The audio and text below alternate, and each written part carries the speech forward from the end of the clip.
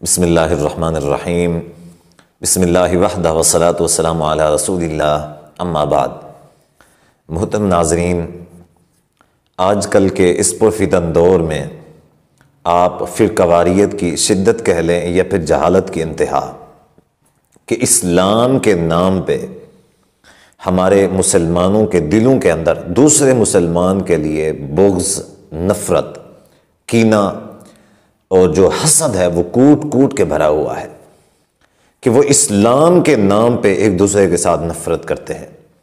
اور نفرت کی حد یہ ہے کہ ایک مسجد کے اوپر لکھا ہوا تھا کہ یہ مسجد اہل سنت والجماعت کی ہے، لہٰذا اس مسجد کے اندر وہابیوں اور دیوبندیوں کا داخلہ بند ہے۔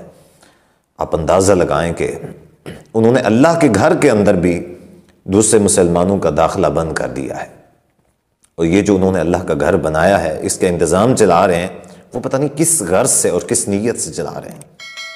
اس حد تک لوگوں کے دلوں کے اندر اسلام کے نام پہ نفرت دوسرے مسلمان کے لیے بڑھ چکی ہے، حالانکہ یہ کتنا بڑا جرم اور کتنا بڑا گناہ ہے۔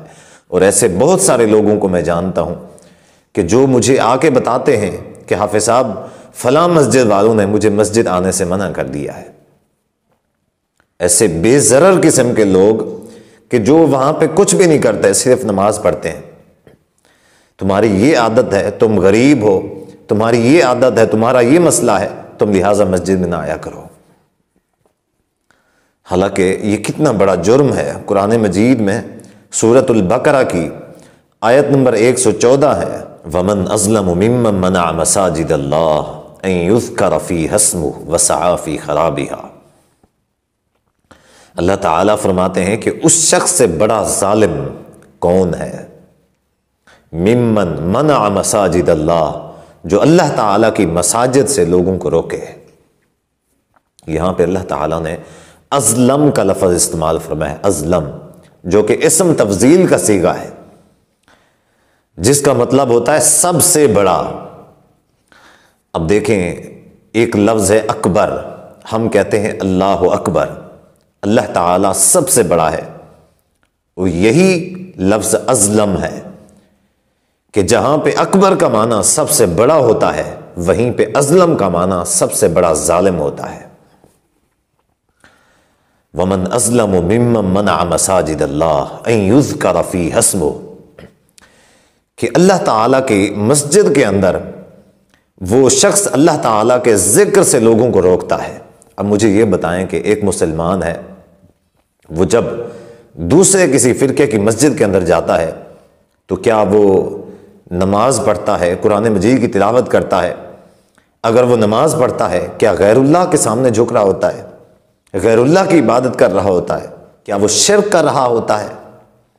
یقیناً نہیں، بلکہ وہ اگر اس کا طریقہ غلط ہی کیوں نہ ہو، اس کا فرقہ دوسرا ہی کیوں نہ ہو، لیکن پھر بھی اس کی جو نیت ہوتی ہے وہ اللہ تعالیٰ کی عبادت ہوتی ہے۔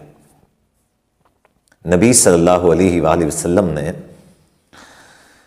کبھی غیر مسلموں کو بھی، کسی غیر مسلم کو بھی مسجد سے نہیں منع کیا تھا، اور یہاں تو مسلمانوں کو منع کیا جا رہا ہے کہ ان کا داخلہ بند ہے۔ اور یہ جو فعل ہے، یہ فعل مساجد سے روکنا، اللہ کے گھروں سے روکنا، یہ جو فعل ہے یہ مشرکین مکہ کا ہے۔ امام ابن کثیر رحمۃ اللہ علیہ اسی آیت کی تفسیر میں یہی بات فرماتے ہیں کہ یہ مشرکین مکہ کا فعل ہے۔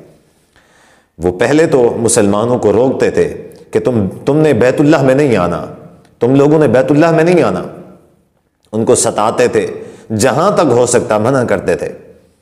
جب ان کا ظلم بڑھا، ان کا اس بات پہ دل راضی نہیں ہوا، تو انہوں نے مکہ سے مسلمانوں کو اسی وجہ سے نکالا۔ مسلمان ہجرت سے اسی وجہ سے مجبور ہوئے، مدینہ کی طرف ہجرت مسلمانوں نے اسی وجہ سے کی کہ انہوں نے اللہ کے گھر سے روکا اور ان کا جینا تنگ کر دیا، جینا حرام کر دیا اسی وجہ سے، تو مسلمانوں نے مجبوراً ہجرت کی مدینہ کی طرف۔ جبکہ آج یہی کام ہمارے اسلامی ملک پاکستان کے اندر، اور یہاں پہ ایسے لوگ جو اپنے آپ کو حق کہتے ہیں، اپنے آپ کو سچا کہتے ہیں، وہی لوگ یہ کام کر رہے ہیں۔ تو میری ان سے گزارش یہ ہے کہ اگر آپ حق پہ ہیں، آپ سچے ہیں، تو قرآن مجید کی اس آیت کا مصداق نہ بنیں، آپ ظالم نہ بنیں، آپ مشرکین مکہ کے مصداق نہ بنیں کہ جس طرح کہ وہ کام کیا کرتے تھے آپ لوگ وہ کام نہ کریں۔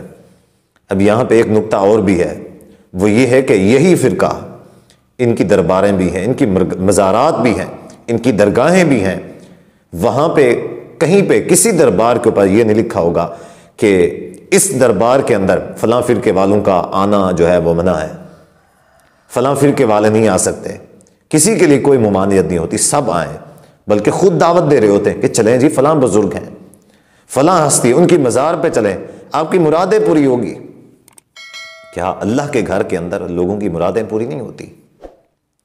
تو بہرحال میری ایک درد دل سے ایسے لوگوں سے گزارش ہے کہ یہ کام بالکل غلط ہے، خدا کے لیے یہ کام بالکل نہ کریں، کہیں اللہ تعالیٰ کا عذاب نازل نہ ہو جائے۔ اور پھر اللہ تعالیٰ نے فرمایا اولئک ما کان لہم ان یدخلوها الا خائفین، جو لوگ ایسے کام کرتے ہیں نا ان کا انجام وہی ہوتا ہے پھر جو مشرکین مکہ کا ہوا تھا، کہ وہ خوف اور دہشت کے عالم میں تھے کہ اب مسلمان مکہ کے اندر غالب آ چکے ہیں، ہمیں قتل کر دیا جائے گا، ہم مار دیے جائیں گے۔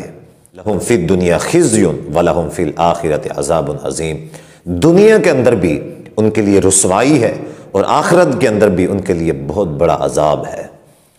تو اللہ تعالیٰ سے دعا ہے کہ اللہ تعالیٰ ہمارے مسلمانوں کو سمجھ عطا فرمائے اور دین اسلام کو کما حقہ سمجھنے اور اس پر عمل کرنے کی توفیق عطا فرمائے۔ وآخر دعوایا ان الحمدللہ۔